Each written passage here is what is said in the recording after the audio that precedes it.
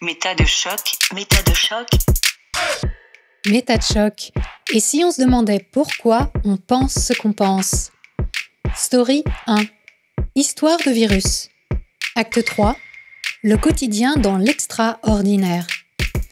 Et oui, le répondeur de Méta de choc ne désemplit pas, et les passionnants témoignages des auditeurs et auditrices, toujours en 5e et 6e semaine de confinement, nous montrent combien notre vécu à tous est différent, en fonction de notre contexte de vie bien sûr, mais aussi de notre manière de le gérer. J.B. Mébec, auteur de bande dessinée, nous livre son analyse du basculement qui s'est produit pour lui depuis l'acte 1. Élodie, elle, a attrapé le Covid-19 en France et a été hospitalisée au Portugal. Alexis, enseignant à Dunkerque, nous raconte comment il s'est adapté à un nouveau rythme de vie et évoque ses craintes par rapport au prochain retour en classe. Enfin, Noémie, photographe, a appris à se connaître et à prendre soin d'elle. À 3 semaines de la date annoncée du déconfinement, elle compte les jours.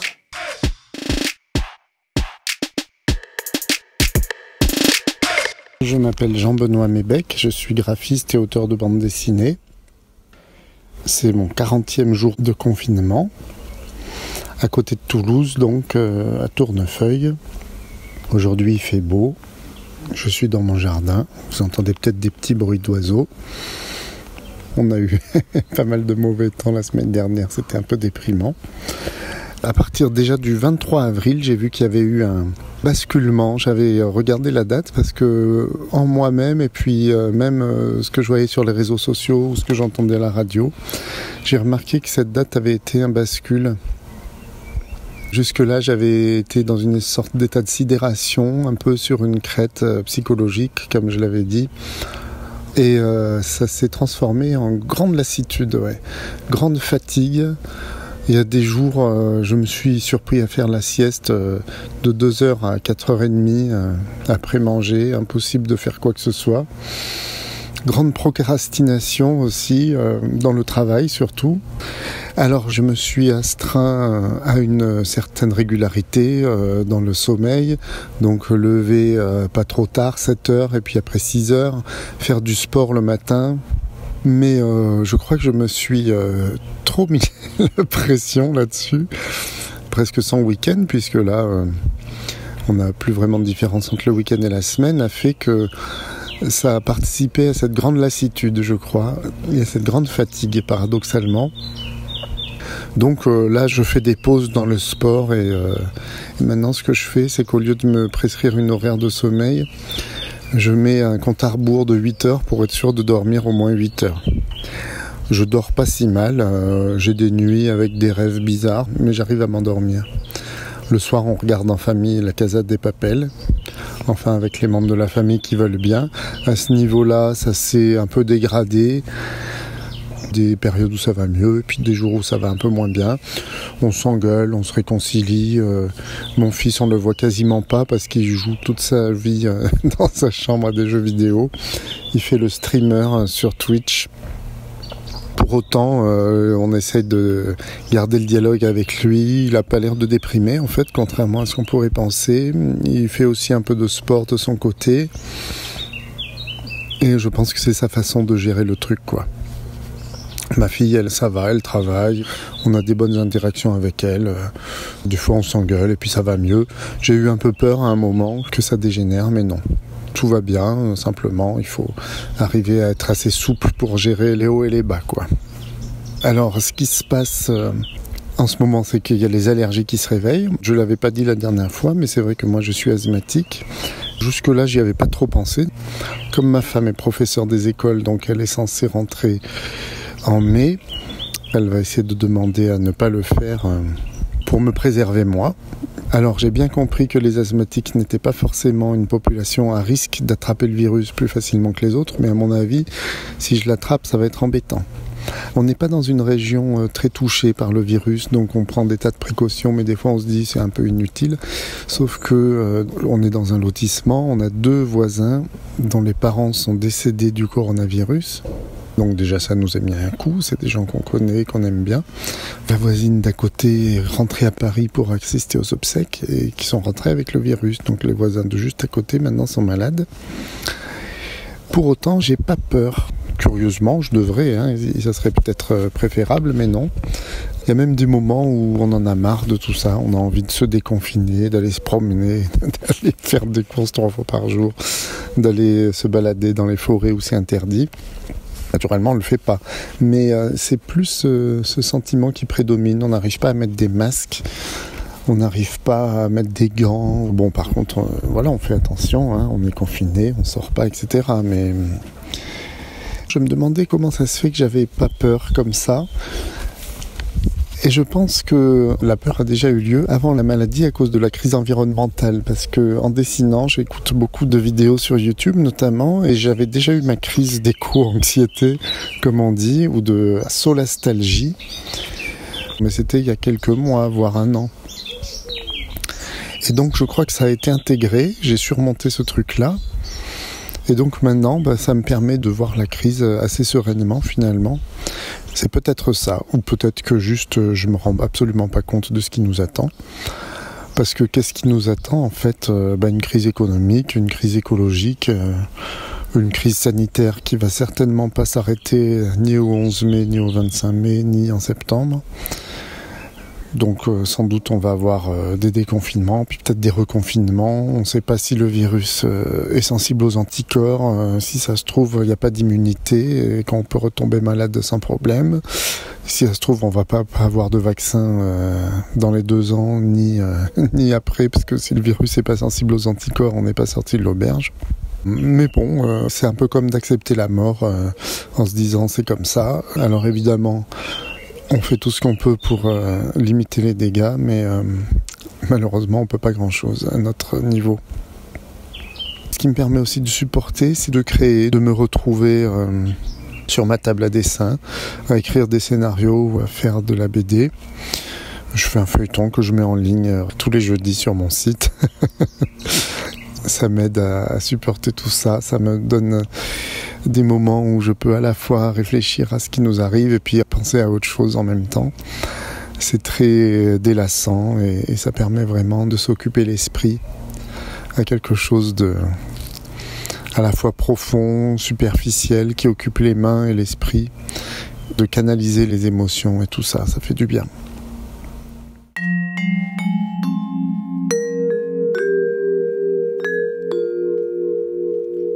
Je m'appelle Elodie, j'ai 29 ans, je travaille dans l'informatique au Portugal et je suis confinée depuis maintenant 39 jours, dont 21 hospitalisés. Le temps passe, ma foi. Alors moi, je me suis retrouvée à l'hôpital, un peu totalement par hasard, enfin par hasard, pas du tout pour le coronavirus. Et on m'a fait faire un scanner et là, en voyant mes poumons, on me dit en fait... vous avez peut-être le coronavirus, du coup petit test. Et là, c'est le début d'une longue hospitalisation de 3 semaines. Même si moi, à l'époque, j'étais bien loin de le savoir. Je pense que d'ailleurs, le personnel soignant ne le savait pas non plus. Visite interdite, bien sûr, même si on m'avait laissé la possibilité de me faire ramener quelques affaires pour quand même pas trop m'ennuyer. Et du coup, je partageais une chambre d'hôpital à Lisbonne, sans Wi-Fi. Mais quand même, du coup, j'avais un ordinateur avec des séries et des livres, etc. Alors moi, j'avais de la chance, jamais eu de gros symptômes. Du coup, jamais eu de grosses frayeurs sur le coronavirus. Qu'est-ce qui va m'arriver ou quoi que ce soit? Non, ça allait. Par contre, dans ma chambre, au début, j'étais avec Donna Maria, une petite vieille qui avait bien 80 ans, on va dire, et qui, au bout de 4 jours, est partie en soins intensifs. Et on voyait bien que c'était dur pour elle, qu'elle pouvait plus rien faire seule. Donc elle était déjà beaucoup sous machine, en fait. Par la suite, du coup, j'ai essayé de demander des nouvelles à l'infirmière qui avait un peu répondu à côté. Bon, j'ai jamais redemandé vraiment et j'ai jamais vraiment su ce qui arrivait. J'ai préféré pas savoir, on va dire. Et par la suite, j'ai repartagé ma chambre avec quelqu'un d'autre. Cette fois-ci, j'ai eu Kylie portugaise, toute une histoire, Kylie. Elle m'a fait passer le temps pendant ces 2 semaines qui me restaient à l'hôpital. Alors, beaucoup moins attaquée par le coronavirus, grâce à Zadéouche, comme ils disent par ici. 5 heures par jour au téléphone, à prier Jésus, à même tenter de me convertir, tiens d'ailleurs, pour sauver mon âme, car le règne de Satan sur Terre était imminent. La pandémie, d'ailleurs, c'était un signe flagrant, c'était écrit dans la Bible, que voilà, la fin du monde était proche. Enfin, elle était gentille et franchement, je préférais encore Kylie que d'avoir une chambre seule. Je me disais qu'au moins ça me passait le temps d'avoir quelqu'un avec moi. Au début, j'étais super frustrée, je me disais que j'avais quand même pas énormément de symptômes, que j'avais pas ma place à l'hôpital, j'étais pas mal portante. Et du coup, j'étais aussi frustrée en me disant qu'en France, en fait, on m'aurait renvoyée chez moi et j'aurais préféré être chez moi, être avec mon ami, pouvoir continuer à télétravailler, enfin bref, faire ma vie au quotidien, quoi.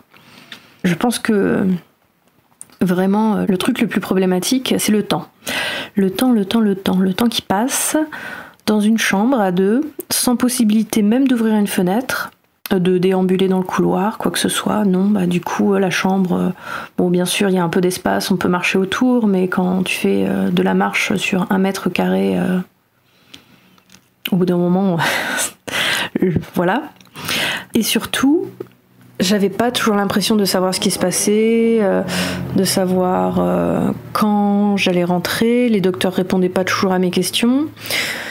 Et une semaine passe, une autre semaine passe. Du coup, la technique que j'ai adoptée pour l'hôpital, c'était de sortir du temps. En fait, on fait un peu comme si on était dans un monde parallèle. En plus, comme le personnel soignant est toujours en surblouse, avec les masques, les gants, les visières, ça fait un peu un monde parallèle, quoi. Du coup, le travail totalement zappé, la vie quotidienne totalement zappée. Et je me suis fait au rythme de l'hôpital, à telle heure, telle infirmière passe, à telle heure, telle aide-soignante passe. Je dors, je lis, j'écoute Kylie qui parle de cuisine au téléphone avec ses amis en mode haut-parleur. Bon, enfin bref, j'étais dans un état un peu second. Bon, en plus, comme j'étais malade, je dormais pas mal, quoi, on va dire. Et du coup, une fois sortie, une fois enfin que j'ai su que c'était bon, je rentrais chez moi, très heureuse, bien sûr, surtout, de retrouver mon chez-moi, mon ami, après, bien sûr, pouvoir recommencer à travailler, etc. Et en fait, je me disais presque, je retourne à une vie normale, en fait. Après 3 semaines à l'hôpital, avoir des gens qui te traitent comme un virus ambulant chaque jour, qui ont tellement d'équipements, qui se mettent tellement de solutions alcooliques sur les mains après t'avoir touché, tu te dis, tiens, je rentre chez moi, je vais avoir une vie à peu près normale. Mais j'étais encore quand même positive quand je suis rentrée chez moi. Du coup, la plus grosse crainte que j'avais, c'était quand même de contaminer mon ami avec qui je vis. Bon, maintenant, je suis devenue négative. Je n'ai plus le virus aujourd'hui. C'est officiel. Mais en fait, le plus compliqué dans tout ça, je pense que c'est de réaliser vraiment l'ampleur de la pandémie. Je vois beaucoup les chiffres, les statistiques sur la situation, les hôpitaux, l'impact économique potentiel, et réel déjà en fait. Je le sais, je l'entends, je le comprends, mais je pense que je ne le processe pas. Et je pense que ça fera tic en temps voulu, sans doute. Voilà, peut-être la fin du confinement dans 1 semaine et demie au Portugal. La suite au prochain épisode.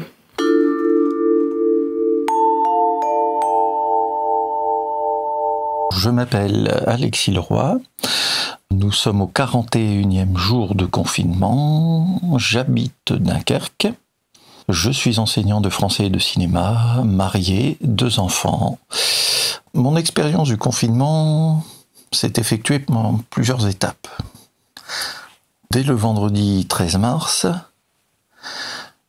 mon lycée fermé. Et donc la dernière prise de contact avec mes classes a été assez particulière et on était tous dans l'incertitude, dans une certaine forme aussi de peur. L'annonce avait été faite la veille au soir et donc on était finalement tous assez surpris par l'immédiateté de cette fermeture. Au niveau des élèves, au niveau des collègues, lors des premiers jours de confinement, nous avons dû faire face à ce que nous appelons le télétravail. Et donc, comme les outils officiels et recommandés ne fonctionnaient pas du tout, j'ai dû mettre en place d'autres outils, ce qu'on appelle la classe virtuelle, pour faire cours aux élèves et réinstaller une certaine forme de lien avec mes classes, avec mes groupes. Au Au niveau de la vie quotidienne, disons que les emplois du temps ont été complètement modifiés. Par exemple, les journées commençaient à 9h30 pour se terminer parfois vers 1h15 pour les derniers mails d'élèves ou les derniers messages ou les derniers travaux d'élèves rendus juste à temps. Bon. Au bout de 2 semaines, une certaine forme d'habitudes horaires, de routine en quelque sorte s'est installée pour la répartition des tâches ménagères, pour les courses, pour toutes les activités quotidiennes, pour aider ma fille cadette à faire ses devoirs. Maintenant, nous sommes dans une sorte d'espace-temps avec toujours des incertitudes quant à une éventuelle reprise des cours, avec toutes les conditions sanitaires requises.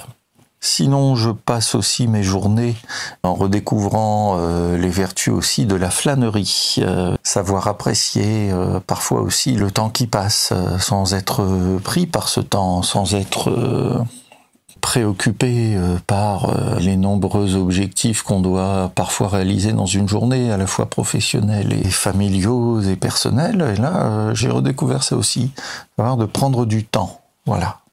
En définitive, ce confinement a instauré une nouvelle forme de routine, sûrement plus agréable que la routine de semaine ou de période classique. Et puis je montre peu d'inquiétude, mais finalement j'en ai une, c'est la rentrée à l'école, que je trouve un peu précipitée, à la fois pour les élèves, et aussi pour tout le personnel encadrant, les enseignants.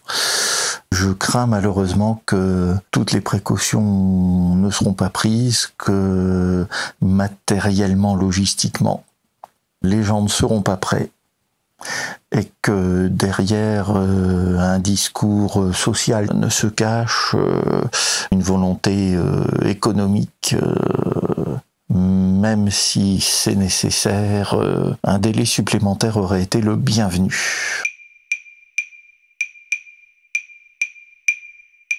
Noémie, photographe, Montreuil, et je crois que j'en suis à mon 42e jour de confinement.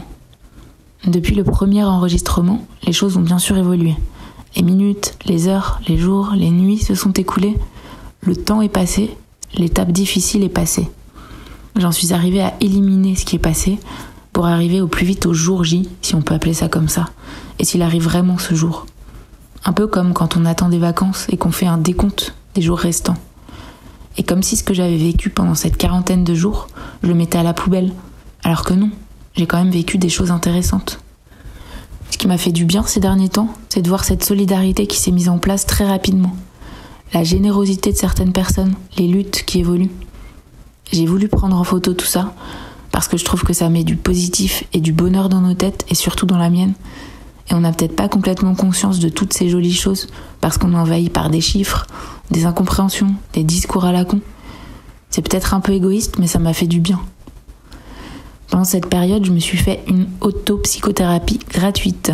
J'ai appris à me connaître, à essayer de me comprendre, prendre soin de moi, ce que je ne faisais vraiment pas avant, parce que j'étais tout le temps dehors et jamais seule. Certainement pour fuir ma peur de l'ennui et peut-être la peur de ne pas me plaire. Mais j'ai réussi à vaincre cette peur et finalement ça va. Je me supporte et j'arrive à vivre avec moi-même et sans m'ennuyer. J'ai peur que toutes ces choses nouvelles et positives qui se sont développées pendant cette période disparaissent aussi vite qu'elles sont apparues si je retourne à ma vie hyper active, hyper productive d'avant. Je parle de moi, mais je pense aussi à mon entourage, aux autres, à nous tous et toutes qui avons vécu ce moment. Est-ce qu'on va réussir à savourer chaque instant de nos vies en prenant conscience de ce qu'on a perdu un moment et faire durer ça ? Je remarque que j'utilise beaucoup le mot « peur ». J'ai quand même l'impression d'être plus apaisée qu'au tout début. Mes nuits sont un peu plus calmes et je sais que je peux compter sur mes proches si j'angoisse et ça me rassure vraiment. Mais je pense qu'au fond de mon fameux « moi » que je n'ai pas encore travaillé, j'ai encore cette peur de l'inconnu et j'ai un besoin immense de retrouver ma famille, mes amis, de les toucher et les serrer fort. Et tant que j'aurais pas assouvi ce besoin, j'aurais encore cette peur. Je sais que je pourrais pas revoir mes parents avant un certain temps. Et ça me rend triste. Mais je me dis que dans J-19, je pourrais peut-être voir en vrai les yeux de mes amis. Peut-être même les toucher. Et rien que d'y penser, ça m'émeut et ça me rend joyeuse en même temps.